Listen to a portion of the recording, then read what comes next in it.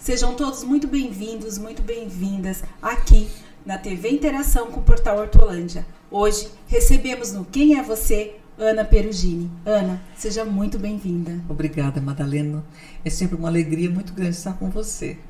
E obrigada a você pela oportunidade de estarmos juntos nessa partilha. Ana, nós estamos muito felizes de te receber. É sempre uma honra ter você aqui com a gente. E nós não poderíamos começar diferente. Quem é você? Eu disse que eu ia começar com 2 músicas, né? Mas assim, a Ana é uma mulher em construção, não está pronta, não está acabada. Hoje nós temos 3 filhas, então eu sou uma mamãe de 3 mulheres. Já disse aos 7 anos que eu não seria mãe de nenhum menino. Eu já explico, meu irmão dava um trabalho danado. Né? Então você já previu, né? Eu sou formada em Direito, amo Direito, faria a mesma opção que fiz lá na cidade de Promissão, um dia amanhecendo junto com o Toninho Bustos, logo depois de uma ocupação, quando nós ficamos à deriva, sem ninguém que pudesse nos dar uma orientação em relação a uma terra totalmente devoluta e um povo que precisava de terra para plantar. Eu falei, eu vou fazer Direito. Realmente era a opção certa da minha vida, porque o direito é algo que me atrai muito.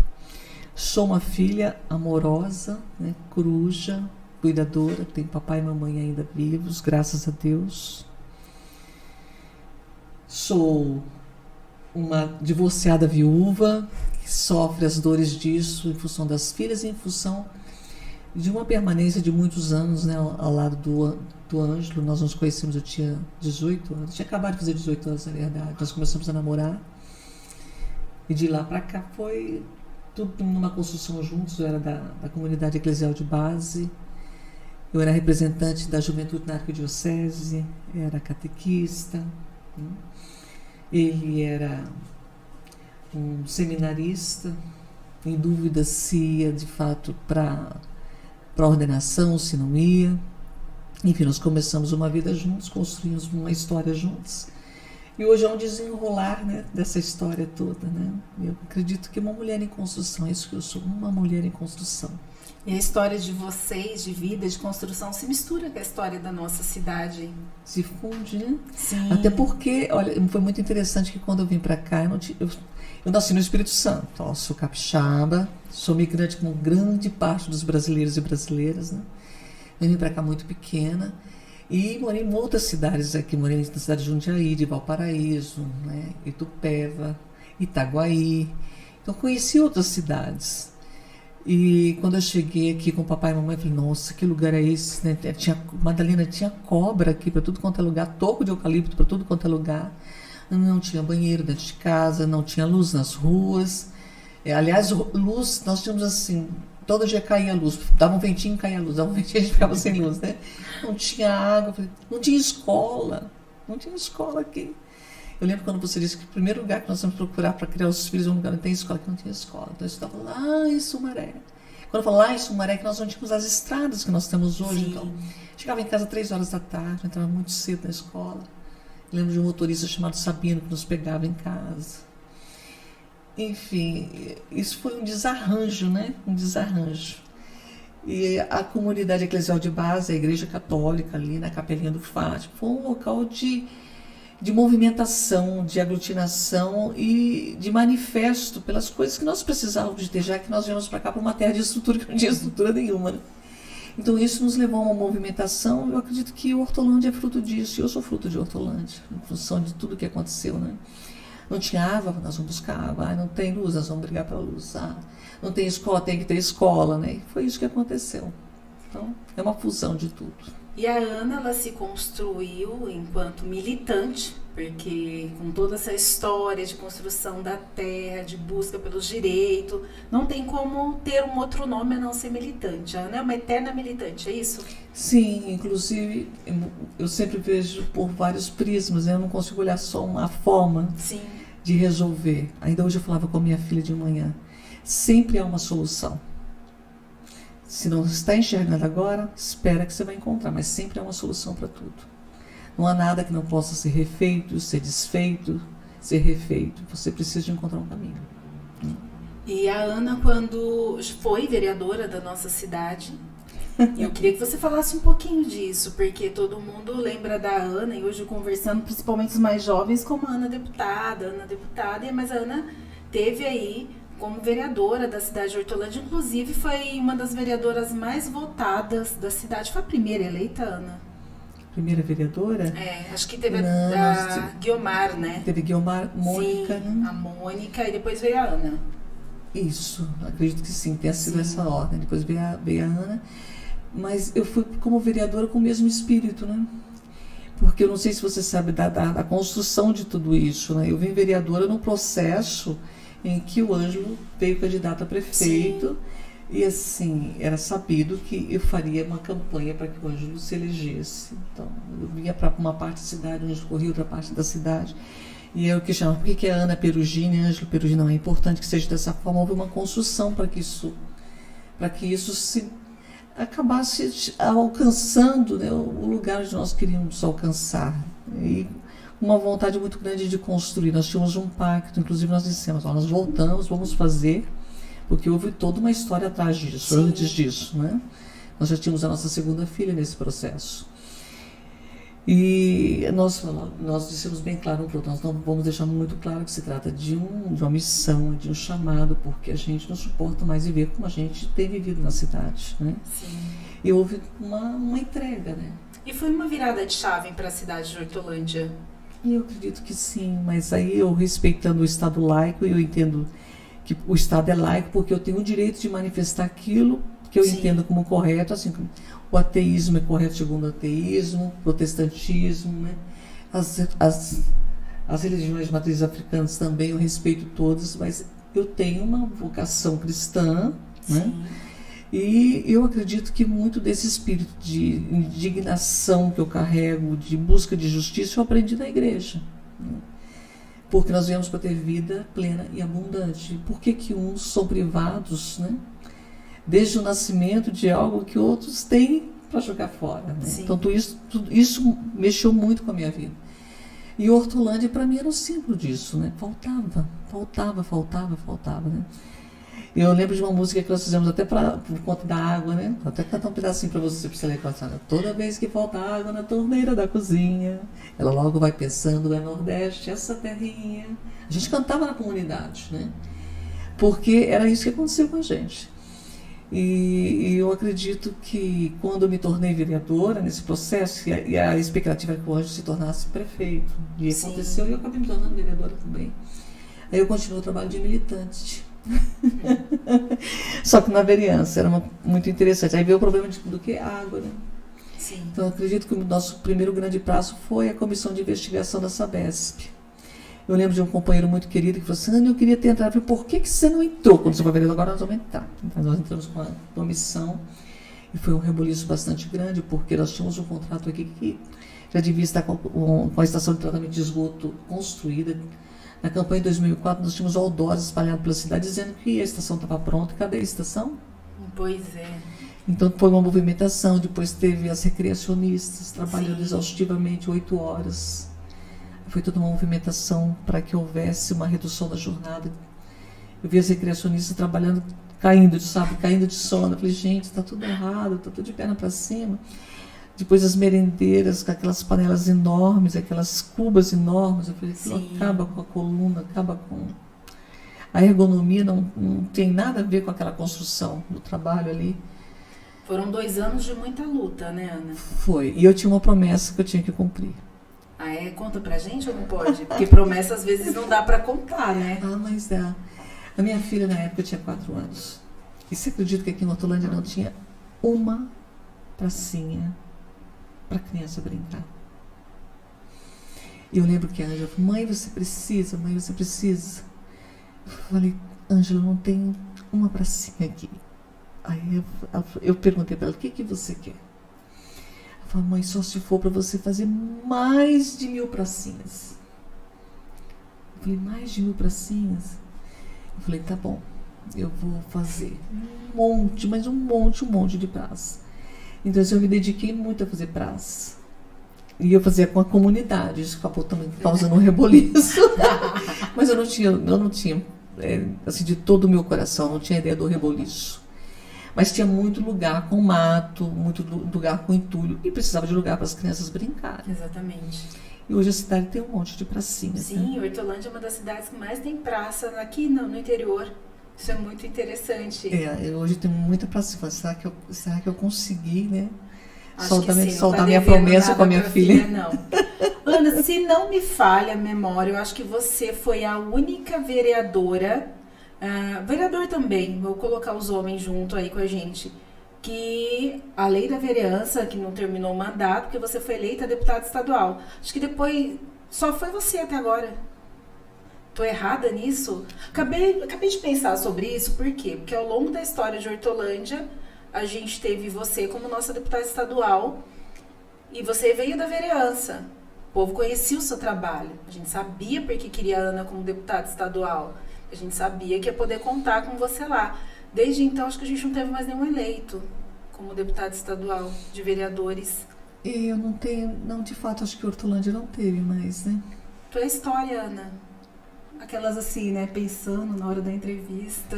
Ana Perugini, a história. Eu tô lembrando da intensidade desses 2 anos, que aí teve a questão da FEBEM. Sim, né? sim. Que foi uma coisa muito forte. Eu falei, mas não vem de jeito nenhum pra cá. Aquela coisa de falar assim, não existe o impossível.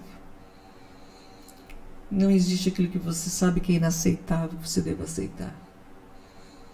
Não vem, mas tentando, não vem. Você sabe que a reincidência de quem passa por uma fundação, né, é de 25%, Sim. Enquanto que no presídio de 50%. Eu tinha a concepção de que o presídio ali do lado era uma universidade. Mas não tem cabimento uma coisa dessa. Né? Sim, tem uma luta grande. Não tem. O Estado negligenciava a nossa vida. Lembra? Não sei se você chegou a lembrar, tem uma estrada que ela é muito significativa para mim até hoje, que era a estrada do Jatobá. Ah, tá. Aquela estrada foi fechada por um muro enorme. Um dia eu me deparei com aquele muro, do nada. Ninguém pedia... Assim, nós temos os princípios da federação, mas ninguém falava nada com a cidade para fazer coisa alguma na cidade. Não é? Como é que pode levantar um muro numa estrada tão importante para a nossa terra? E levanta e pronto. É a segurança do presídio. Aí daqui a pouco vem FEBEM. Como é que é esse negócio? Não é? Eu lembro até de um jornalista que deve conhecer bem, que eu disse, mas não pode ser FEBEM não. É FEBEM não. Né? Eu falei, FEBEM não, e nenhum outro presídio. Não pode ter presídio mais aqui. Né? Se é para ressocialização, nós temos que tratar de uma outra forma. Né? Mas tudo que é ônus vem para a cidade sem qualquer forma de mitigação, não. Né? Então não dá para aceitar. Eu acredito que o movimento FEBEM não foi um movimento que aglutinou a cidade. Né? A cidade tomou conhecimento dos problemas que a cidade tinha. E quando eu falo cidade, é porque nós conseguimos fazer reuniões nas igrejas, nas ruas. Né?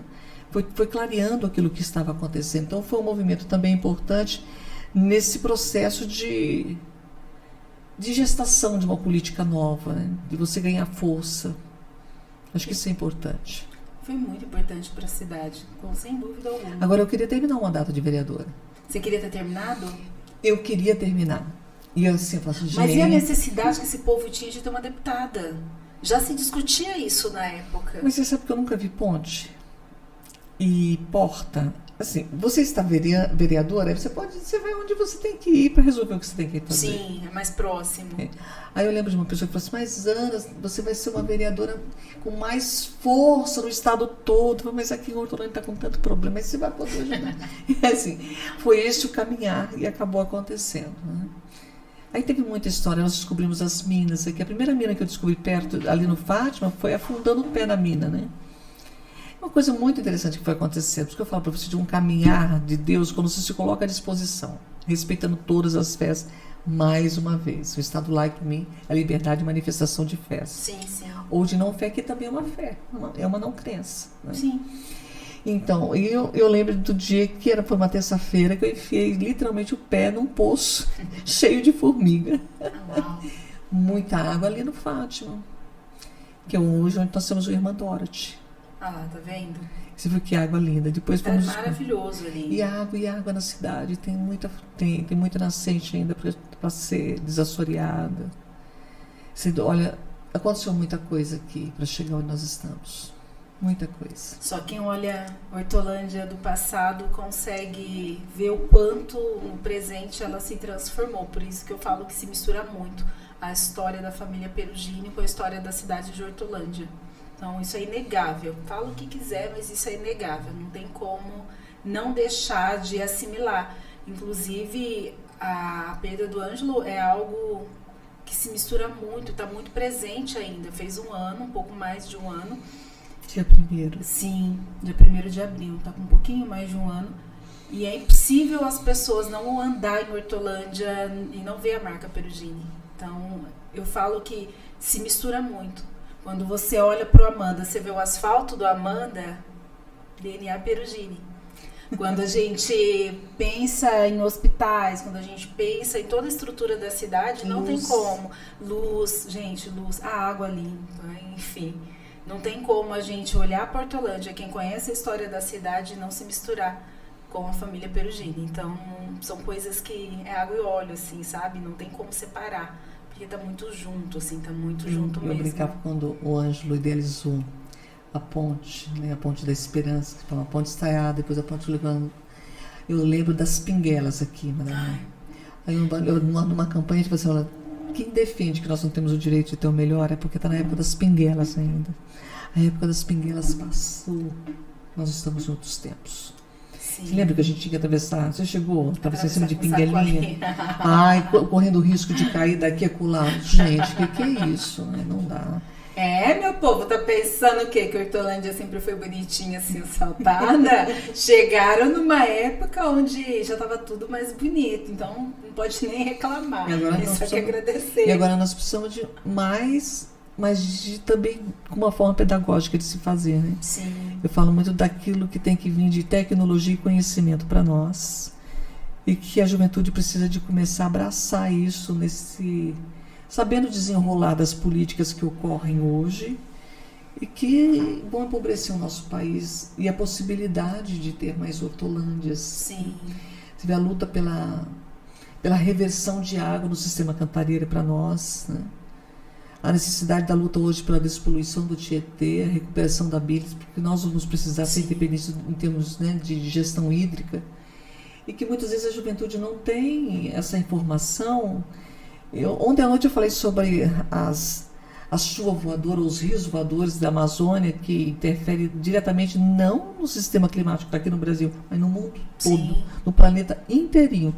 E muitas vezes a gente não se dá conta do que está acontecendo. Então, aquilo que eu aprendi, que nada é impossível, né?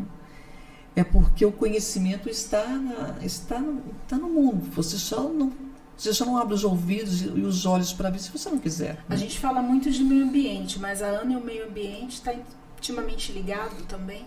Olha, o meio ambiente, o Estatuto da Cidade, ele desacortinou muita coisa em mim. Porque ele conceitua o ser humano no meio ambiente. Então não existe assim o ser humano, o ser animal, o ser vegetal, o ser mineral. Existe o meio ambiente. E nós somos parte, né? Nós estamos inseridos. Eu não sou humana sem o ser mineral, sem o ser vegetal. Eu não sou. Então nós coexistimos. É uma coexistência. E se você não toma conhecimento disso, não tem a responsabilidade sobre isso, você condena a existência de todos. Nós não vamos ficar sem ar, vamos ficar sem ninguém. Não tem ninguém para apertar o segundo botão, né? É um só, né? Então eu fico às vezes chocado, como é passado muitas vezes, né? Para os nossos filhos, né? A geografia é importantíssimo, você aprender se colocando na geografia, né? A história, você se colocando. Tem um projeto de lei que nasceu de uma inserção da mulher na história, né? Por que está acontecendo isso? Peraí, então isso aqui nasceu aqui, onde de você se perceber enquanto ser nesse meio, né? Sim. Então a minha preocupação em relação à água é que eu sei o que é o Brasil, né? Mas todos têm condição de saber, é só na hora de estudar, mergulhar naquilo que está estudando. Sim. Né? De se fazer um ser dentro desse... Se aprofundar total. Se aprofundar, Ana, vamos dar um pulinho para a Lespe. Ana Vamos lá. sai de Hortolândia, que já é um território bastante conhecido, que já estava acostumada ali na Câmara de Vereadores, com o nosso povo, e de repente a Ana se torna a deputada estadual, onde não é só mais Hortolândia que está precisando e clamando pelo seu nome, mas todo um estado, o estado de São Paulo, o maior estado que nós temos. Como que foi para você encarar todo esse desafio? E hoje a gente fala em violência, né? A violência na política. Só que quando você foi eleita, a violência ainda era um tanto diferente e silenciada também, não era? Ou não? Ou você não teve problema nenhum? Madalena, quando eu cheguei na Lespe, eu fiquei muito conhecida como Ana de Hortolândia. Porque, olha, o primeiro que foi, acho que gerou até um susto, né, dentro do partido. Eu lembro que um companheiro meu de partido, que foi até presidente nacional do partido, falou assim, quando viu a minha votação, falou assim, nossa, quem que é essa menina, né? Quem que é essa menina, né? Depois, com o passar do tempo, ele falou, parece que você está sempre em campanha, né? Porque eu corria para lá, corria para cá, né? Com essa eletricidade para fazer as coisas. Eu era muito conhecida como Ana de Hortolândia. Aí eu comecei a entender por que falava Ana de Hortolândia. Porque quando você é deputada do Estado. E eu fui uma deputada que atuou muito no interior do Estado. E por que eu atuei muito no interior do Estado? Porque essa capacidade de empatia é muito grande. E não sei se você lembra de um período que nós tínhamos uma ausência muito grande de alguém nos protegesse ou de quem nos projetasse. Sim. Então, assim, a presídio, vai para lá, né? Vai para lá isso aqui. Não tem indo para cá, fica para lá, né? Fica para cá. E no interior do estado tem muita cidade também dessa mesma forma, que não tem a condição de eleger um deputado, muitas vezes, pelo número de habitantes que tem, pelo seu coeficiente eleitoral, né? Eu fiquei muito conhecida ali por ser Ana de Hortolândia. O que eu fiz? Eu fui estudar a Sabesp, que era o nosso, lembra que foi o principal problema que nós tivemos aqui em Hortolândia? Sim. Água. Sim. Depois de esgoto, né? Então, nós lançamos a Frente Parlamentar de Acompanhamento das Ações da Sabesp. Você imagina, né? O que aconteceu? Então, fui para o estado todinho, onde foi um período de renovação, né? Aí fui entender muito do sistema Cantareira, muito do sistema, né, de abastecimento de água em São Paulo, né, na Grande São Paulo, o que significava a nossa região. Aí, quando você começa a viajar, eu me deparei com pedágio para tudo quanto é lado. Aí, nosso gabinete começou a estudar. Teve uma manifestação ali na Replan. Eu vi o que era aquilo. Falei, gente, que coisa doida que esse estado, né? Aí que eu comecei a conhecer mais o estado, a briga dos pedágios. Então a gente começou a ter uma movimentação muito grande. E o que nós tínhamos também naquele processo? A expansão dos presídios pelo interior do estado. Sim. Que aí era, através do Estatuto da Cidade, falar da autonomia das cidades. E levar muitas vezes aos prefeitos e prefeitas o conhecimento do que seja isso. Mas não podemos aceitar que o Estado diga o que tem que ser feito na cidade.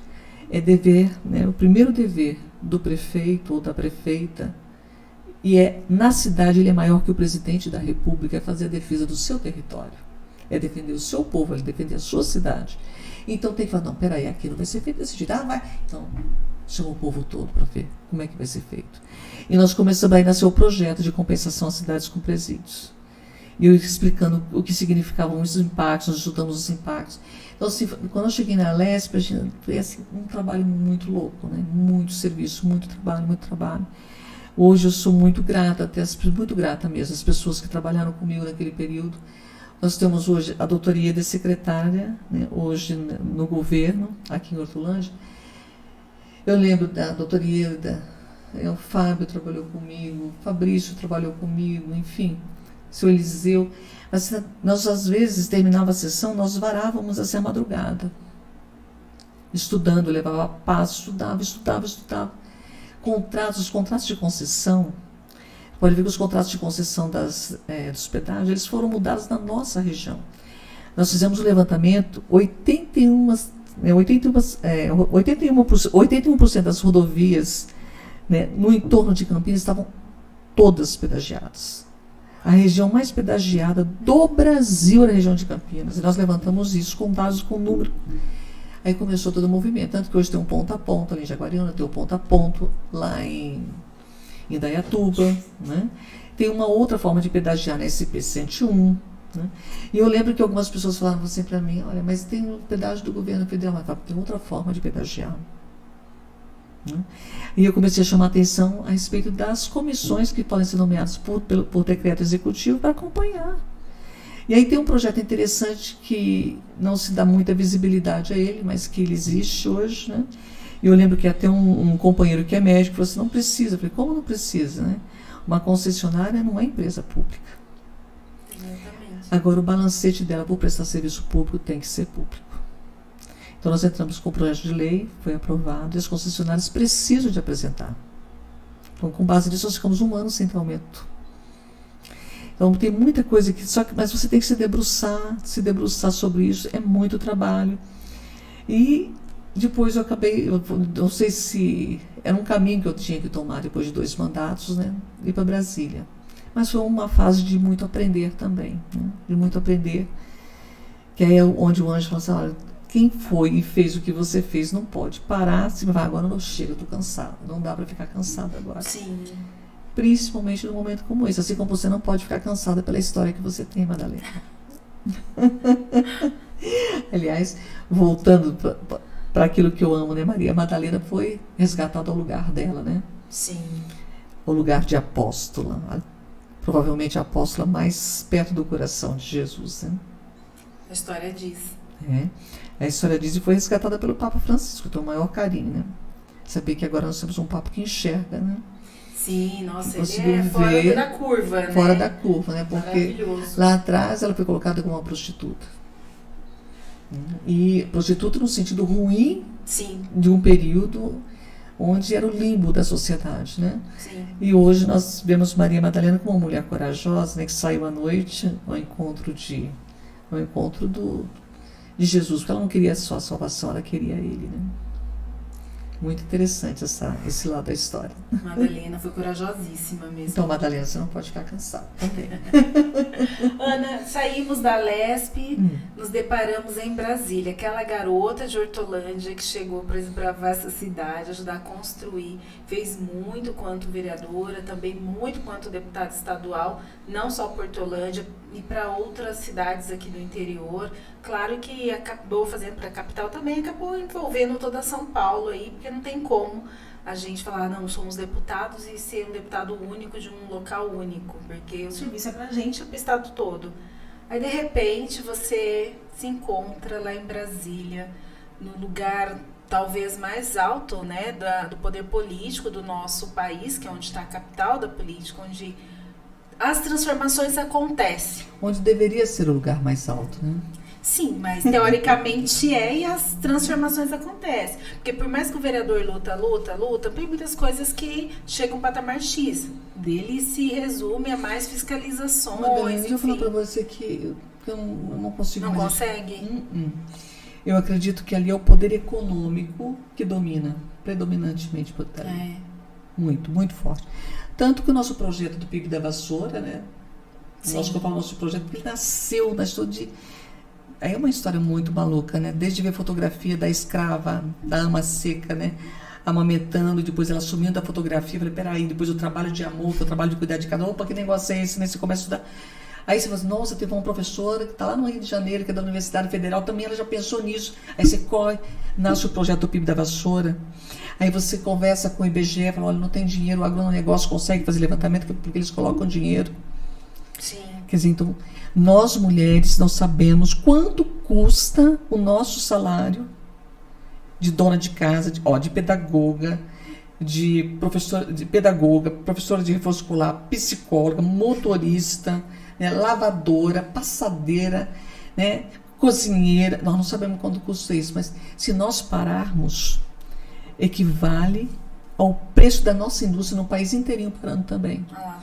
Aí você coloca isso, aí até tem gente que vira e fala assim, mas para que você quer isso, Ana? Eu falei, para quê? Né? Aí a ONU Mulheres descobre, tem um projeto assim, nossa, que projeto interessante. A senhora aceita apresentar esse projeto no encontro da ONU? Eu falei, aceito, vou lá, apresento. Hoje a Argentina já aposenta a mulher que volta para casa, né? O tempo que ela volta para casa, né, Carlos? O tempo que ela fica em casa é contabilizado para aposentadoria. Nós aqui no Brasil continuamos voltando para casa, interrompemos um filho, 2, 3, isso. Nossa, com 30. E quando você volta, você está desatualizado no mercado, isso não tem valor nenhum. Então, assim, quando eu digo para você que deveria ser o lugar, o dia que a política ditar a economia no nosso país, talvez seja o lugar. Mas hoje não é. Hoje não é. Ai, quantas ilusões Brasília faz na cabeça do povo, então. Não é, porque é tudo uma questão da economia. E é muito complicado o jogo, muitas vezes. Mas você só pode ser prefeito uma vez, não tem reeleição. Né? Você tem que ter uma interrupção. Eu falo assim, por que o parlamento não tem interrupção? Aí eu lembro, quando foi vereador, eu já falava isso. Eu falei assim, o sistema deveria ser igual, porque quando você acaba ficando num lugar, você acaba adquirindo vícios. Precisa oxigenar, né? Precisa oxigenar. E tem um detalhe, né? Você também fica desatualizada da sua profissão. Você fala, eu estou. Mas como é que você está se você fica 4, 8, né? 12, 16, você vai ficando. Aí até você, como é que você retorna a tua profissão? Né? É uma outra questão. Até o partido, né? O Partido dos Trabalhadores passou. Você só pode ter 3 mandatos consecutivos na mesma esfera, né? Mas eu acredito que se a política ditasse de fato, né, a organização na sociedade e não a economia, se houvesse no mínimo um equilíbrio disso, né, mas não há, é uma balança desigual hoje, muito desigual. Esse espaço poderia ser naturalmente, né, mexido, porque você criaria até política para você ser reincorporado na sociedade do seu trabalho. Mas da forma como ela foi gestada e consolidada e pode ser mudada a partir de uma educação inovadora, mais participativa, se bem que a gente passou por uma pandemia e acho que a gente vai continuar, a gente vai voltar para trás, nós temos que avançar em relação a algumas coisas. Eu acredito muito difícil ser um lugar o lugar mais importante. Porque ali é fechado, né? Aí vem o poder, né? Vem o medo, né? As pessoas têm medo. É o medo da polícia, né? É o medo da autoridade, é o medo do poder judiciário. Há muito tempo, quando eu era menininha ainda, eu falava, por que chama poder, né? Poder judiciário, poder de polícia, poder disso. O que é poder, né? O poder normalmente está associado ao medo. Então, muitas vezes é o medo que é o poder sobre as pessoas. Por isso que eu falo, se você perde o medo, sim, não há poder sobre você. Mas o medo também pode ser sinônimo de coragem. Como é que você consegue ver o medo como sinônimo de coragem? Se você tem medo e vai, não deixa de ser coragem. Tipo, você tá com medo, mas você foi do mesmo jeito, você tem que ir. E a Ana, acredito eu, que por muitas vezes teve medo e, no entanto, não estacionou, ela foi. E com esse ato dela aí, foi uma coragem, um ato de coragem. Não sei se eu senti medo. Eu sou muito curiosa. Então tá vendo como um ato de coragem tá sempre atrelado? Eu aprendi que eu tenho que ir, né? Tem que ir, vai. A gente não dá pra segurar. Mas aí o nosso povo precisa de conhecer a política. Exatamente. Precisa.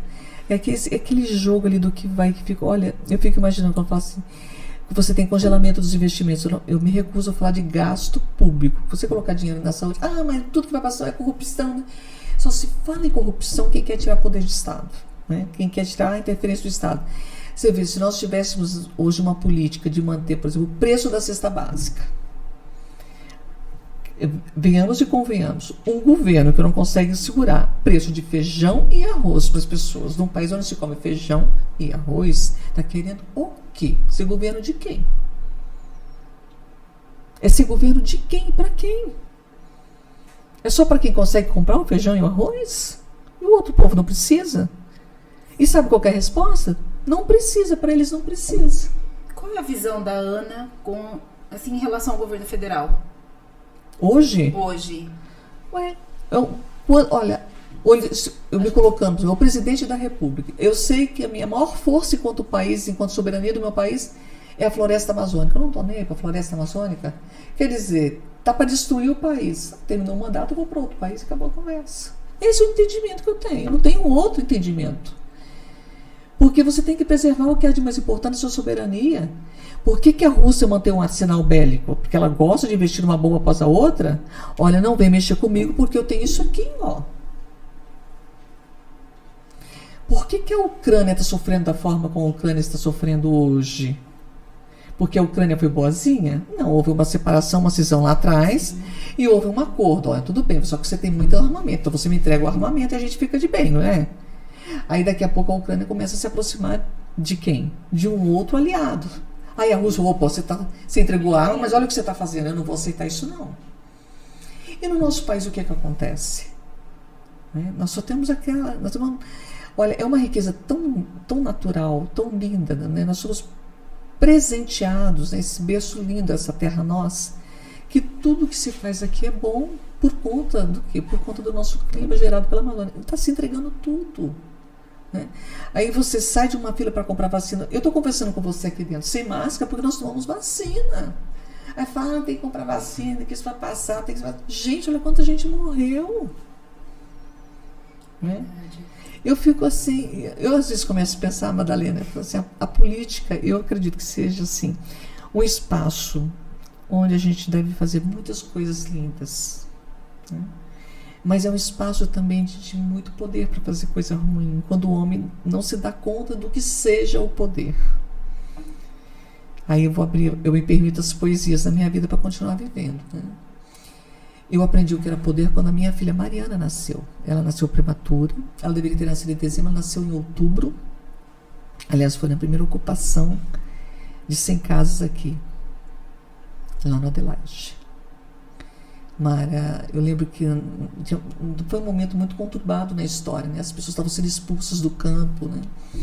E minha filha veio naquele dia 7 de outubro. E quando ela nasceu, ela era muito comprida, tinha um pezão, a Mariana nasceu bem comprida, muito magrinha, muito pequenininha, né? Eu desconhecia os problemas de primeiro parto da minha família, minha mamãe, minha vovó, minha tataravó, todos tiveram problema no primeiro parto, eu desconhecia. Eu peguei um hospital que estava lotado, Coração de Jesus, e peguei o Alberto Seib, né? Sim. Em greve. Então não preciso falar nada para você o que aconteceu. O hospital está em greve. Eu não tinha para onde ir. E eu falei, Ângelo, fica lá, ajuda o pessoal, que eu dou conta aqui. Né? E assim, quase que eu fui, quase que a minha filha também se foi. E quando eu pude ver minha filha e vi que ela cabia assim, na minha mão, eu senti poder. E aí eu fiz uma relação muito... Falei, Mariana, você me ensinou o que era poder quando você nasceu. Porque eu encostei a Mariana em mim e eu lembro que a Mariana... eu tinha que ficar internada pelo parto que eu tive. Eu falei, eu não posso ficar internada porque eu tenho que ficar com a minha filha, eu tenho que cuidar dela. Eu fiquei em cima de uma cama mais de 40 dias cuidando da Mariana. Isso é poder. Né? Poder é você saber que você tem a escolha de fazer algo que é ruim, mas você fala, não, eu vou cuidar porque eu quero cuidar e eu posso cuidar. Isso é poder.